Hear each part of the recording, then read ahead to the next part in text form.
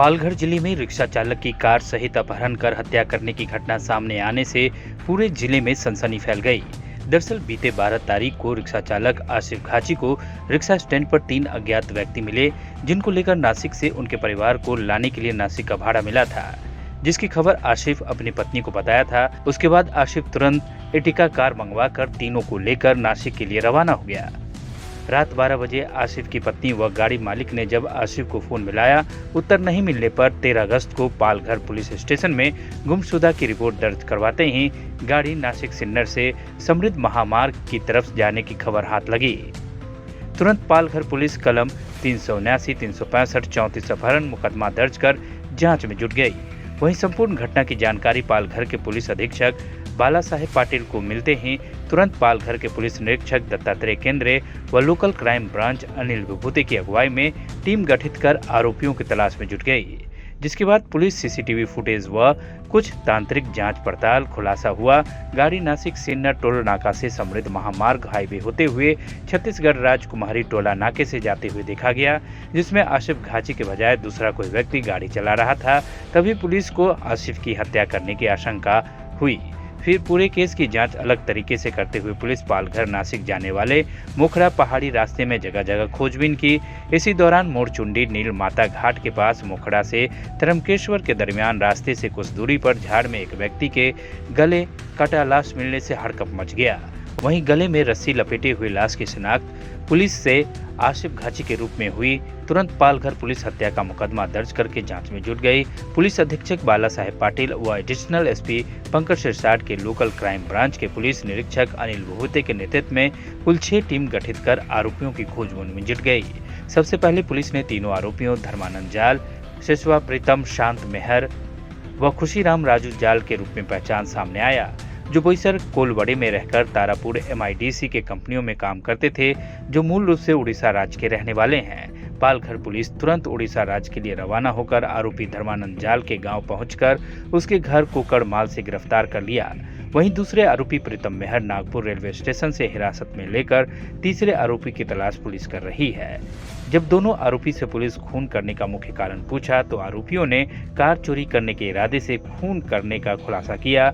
उनको कहीं डर था कि आसिफ हम लोगों का चेहरा पहचान लेने हत्या करने की बात कबूली, जो प्रेस वार्ता के दौरान पुलिस अधीक्षक बाला साहेब पाटिल ने जानकारी साझी की। उनके एब्डक्शन के बारे में जब रिपोर्ट दाखिल हुआ, उसके बाद हमारी अलग अलग टीम इसके ऊपर काम किया। उसमें LCB, लोकल पुलिस, ये सभी ने अलग अलग टीम बना के, पहले तो उनकी डेड बॉडी मिलना बहुत ही मुश्किल था, इसलिए हमने जवार से लेके त्र्यंबकेश्वर तक पूरा रोड ओपनिंग किया था। 15 अगस्त को उसकी डेड बॉडी हमें त्र्यंबकेश्वर एरिया में मिली। उसके बाद हमारी 2 टीम काम कर रही थी, उसमें से समृद्धि हाईवे और छत्तीसगढ़ तक पूरे CCTV देख के उसका रूट पहले पता किया गया। उसके बाद उड़ीसा तक हमारी टीम गई। जब हमको पता चला कि आरोपी के नाम, उसका रहने का एड्रेस जो है, उसके बाद हमारी उड़ीसा की टीम ने लोकल पुलिस के सहयोग से वहाँ पे 3 में से 1 आरोपी और गाड़ी वहीं पे बरामद की गई। उसके बाद दूसरे आरोपी जो रेलवे से अलग अलग स्टेट में जा रहे थे, उसमें से 1 आरोपी को नागपुर रेलवे पुलिस ने नागपुर रेलवे स्टेशन से ही हिरासत में लिया गया है। तीसरे आरोपी के पीछे हमारी टीम है, आगे जाके उनको भी हिरासत में लिया जाएगा। सर, इस पूरे ऑपरेशन में कितनी टीम गठन की गई थी और कितने लोग इसमें शामिल थे?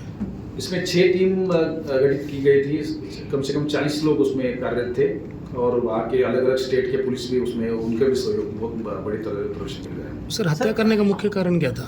अभी तक के इन्वेस्टिगेशन में यही सामने आ रहा है कि ये गाड़ी उसको लोकल उड़ीसा डिस्ट्रिक्ट में चलाना था, वहाँ पे टूरिंग पे लगाना था और उस पर जो भी आमदनी है उस पर गुजराना करना था।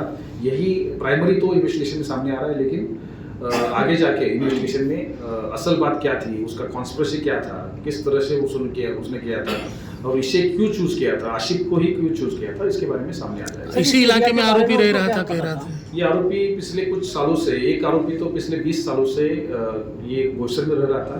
उसमें से 2 आरोपी जो है पिछले 6-7 महीनों से यहीं पे काम कर रहे थे। ये एक ही गांव के होने की वजह से एक ही लोकेलिटी में रहते थे। उनका पूरा ये क्राइम के बारे में पूरा प्लान ये बोईसर में उनका किया उन्होंने। सर, उनका उद्देश्य अगर गाड़ी चोरी करना था तो उन्होंने उसकी हत्या क्यों की? उसके लिए वो दूसरा भी तरीका अपना सकते थे। उनको ये लग रहा था कि अगर वो जीवित रहेगा तो आगे जाके अपना नाम वो किसी को बताएगा और उसके ऊपर पुलिस एक्शन ले लेगी, तो अपना नाम आगे नहीं आना चाहिए, ये उद्देश्य से उन्होंने उसको जीवित नहीं रखा है। लेकिन मुझे लगता है ये प्राइमरी स्टेज रहेगी, आगे जाके इन्वेस्टिगेशन में वो सामने आ जाएगा। सर, ये पहले लोग ने पागरवा एरिया का रेकी किया था कि पहले क्या एरिया के बारे में उनको किस तरह पूरी जानकारी थी, क्योंकि पूरा देखा जाए तो पहाड़ी एरिया है और ये एक तो आरोपी 20 साल से यही रह रहा था, तो उसको मराठी पूरा आता है, मराठी में बात करने वाले लोग हैं, तो उनको सब पता है कि यहाँ पे क्या सिचुएशन है क्या नहीं है, तो उसको कोई रेकी करने की ज़्यादा जरूरत है नहीं, क्योंकि लोकल ही आरोपी है। सर, फिल्मी स्टाइल में कुछ आरोपियों ने जो रस्सी के साथ मारा था, तो उसमें क्या पृष्ठभूमि क्या थी उनके?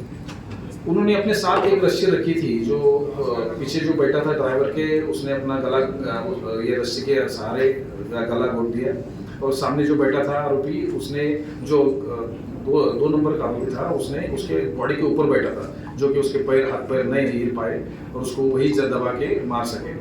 तो ये दोनों ने उसका ये काम कर दिया था, और तीसरा आरोपी निगरानी रख रहा था कि बाहर कोई किसी दूसरी गाड़ी आके रुक ना जाए, ये निगरानी रखता। तो ये सब कॉन्स्पिरेसी का पार्ट है, तीनों ने मिलकर ये सब काम किया है। सर, जो आसिफ के पास फ़ोन था, उस फ़ोन को वो लोग कहाँ तक लेके गए थे, या रास्ते में कहीं फेंक दिया था, या साथ लेके गए थे?